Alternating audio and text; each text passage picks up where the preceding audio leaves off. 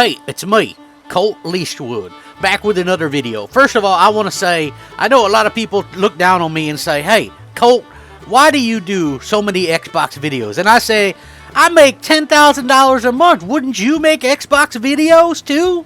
Hell yes, you would. And being Colt Eastwood, making all that money, getting all that free stuff from Microsoft, yet I still complain about $70 games. But that's all I do is lie, so I'm going to complain about a $70 game and then play a $70 game, because I'm crazy. Hey, what's up everybody? Crapgamer here with Crapgamer Reviews. Yes, you know what? I know some people are like, oh man, you're really hard on Colt, aren't you? You're really hard on this, you're really hard on that. Listen, anytime that man wants to talk face to face, I'm down. Let's get it. Let's hit it. Basically, the main thing that I kind of wanted to point out was there is a lot of hypocrisy going on in the YouTube world right now. First of all, I want to point out that it's not just him. There's plenty of other ones. And even though at the end of the day, we're all just gamers, and people will point out, well, crap, I see you on Xbox a lot. Yes, I've never said I don't play Xbox. I've never said that, you know, I hate Xbox. I've always said that I really love Xbox and I want them to come out with games. Now, it was funny because I post screenshots on Twitter all the time, like from Mass Effect that I was playing or whatever, and one of my sons plays, well, kind of plays Paw Patrol. You know, it's like, it's a super easy game to play. You just basically press over and one button, but he loves Paw Patrol, so he plays Paw Patrol occasionally on my Xbox. And you know, I've played some multiplats and stuff like that on my Xbox. No lie, I share the screenshots on Twitter. That was the funny part. People act like they bust you. I've never said that I stopped playing Xbox. There was a 2-year period where I didn't play hardly at all on Xbox, but overall, you know what I'm saying, I definitely didn't stop, and I'm looking forward to there actually being more games. Now, if I was doing nothing but hyping up Game Pass, and how it's the future and blah, blah, blah, and was criticizing $70 games, which I've never done, by the way. Like, when people ask me, how do you feel about $70 games, I'm like, you know what, people are going to speak with their wallets at the end of the day. You know, we're going to buy what games are, you know, appealing to us, and, you know, and if it's not appealing to us at a $70 price point, we won't buy that. But at the end of the day, again, and I know I say that a lot, I think great games are going to get bought regardless of the price point. A lot of us were already buying, like, deluxe versions of games and things like that, so I really, really do not see an issue with the price of games. And I don't think I'll ever get to the point where I'm okay with people shaming others for buying video games, right? I don't care the price. Like, I buy a lot of collector's editions when they're available, right? I bought the Biomutant collector's edition. You know, I bought the collector's edition of Spider-Man, God of War, Days Gone. You know, I buy this collector's edition of Halo. They probably won't have one this time, but you know, even though that game's in Game Pass, I'm a Halo fan, you know, so why wouldn't I? If they come out with some kind of cool statue, I would pick that up. I got the collector's edition of Gears of War. You know, I just do that because I'm a collector and I like video games, and you know, it's really cool to support these things. So with that being said, there's this weird thing now, and it was funny because I saw it on my timeline, and there's this guy, and he was and he shared this tweet, and it's this popular guy, and he's like DJing, and he's DJing for everybody to get into the pool, and then he turns off the music, and he's like, get in the effing pool, you know, and the guy that tweeted it said, this reminds me of Game Pass.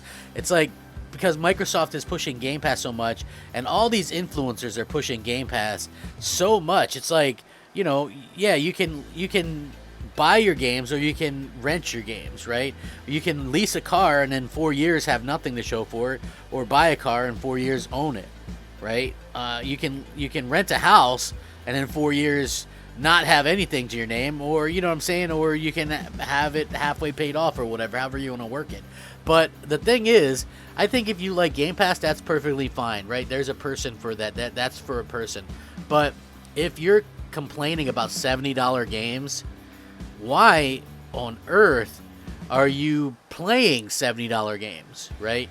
Like, I'll never understand that. Like, for me personally, I get the whole hypocrisy thing. I get the fact that people are going to say one thing and do another. But it's so funny to me because these people seem so anti-PlayStation, and then they're and then next thing you know, they're playing PlayStation. And why are they playing PlayStation? Because Xbox really doesn't really have much going on right now. The whole thing was like, I keep seeing these things saying the drought is over for Xbox, and I'm looking around like, did a game come out that I was unaware of? Because as far as I saw, Xbox has 4 AAA exclusives over the next year and a half. That's not exactly an end to the drought, okay? And bear with me on this. First-party AAA exclusives, right? I mentioned this yesterday on Twitter. You have Forza Horizon 5, which looks good. Halo, which looks good. Next year, you have Redfall. And then you have, hopefully it doesn't get delayed again, but you have Starfield at the end of the year, okay?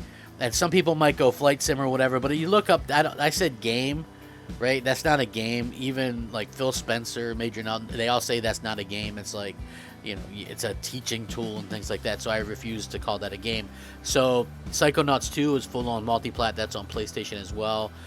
Age of Empires is a PC exclusive. So yeah, it doesn't look as good or as promising as what a lot of these outlets tried to make it. And then, when you see somebody like Cold Eastwood on there playing Ratchet and Clank, you kind of go, oh, well, you know what? That's sort of strange, but at the same time, you understand it because, again, that's exactly what I'm doing. I'm playing Ratchet and Clank as well because, again, it's one of the best games that I've ever played, and it is hands down probably the most next-gen game that we've even seen so far this year. So, yeah, it's a little bit strange to me the way that people kind of have reacted to Xbox, pretending like, hey, all the problems are solved and things like that. Hey, and I just want to point out, man, I have nothing, but love for a lot of people like Xbox YouTubers and influencers. Not all of them are lying sacks of crap. And I just want to point out again, anytime, anywhere, any of these so-called Xbox influencers want to talk, hash things out, I would be more than willing to do so. Like any place, any channel, any time. I'll free up anything around anybody's schedule. So before anybody starts thinking, oh, well, it's just CG doing this or just CG doing that. No, it's not.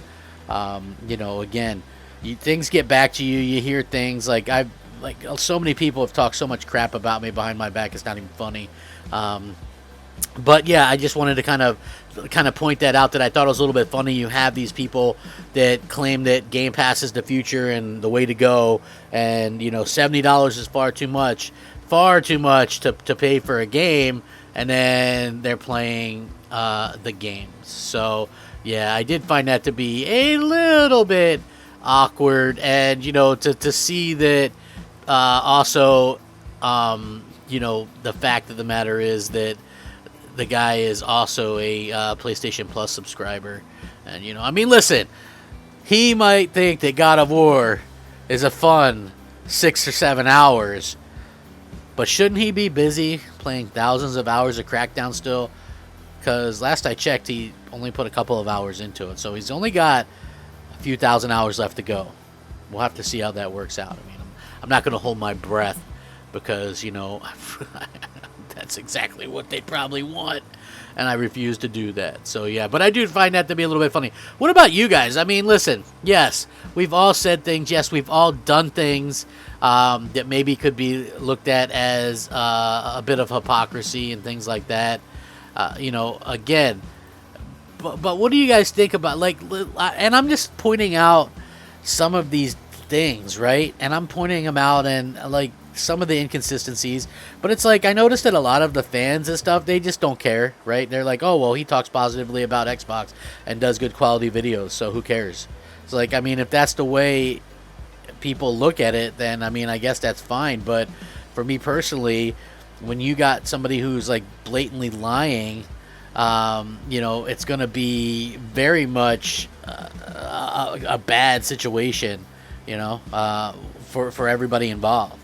Because it's just misinformation, and people that aren't willing to apologize for the misinformation and let people know what's up, because I just find that to be terribly misleading as a gamer myself. You know what I mean? Like if you're gonna do something, then do it. If you're going to say you're doing something, then stick to that. So let me know what you guys think. Rack 'em up. Crap Gamer out.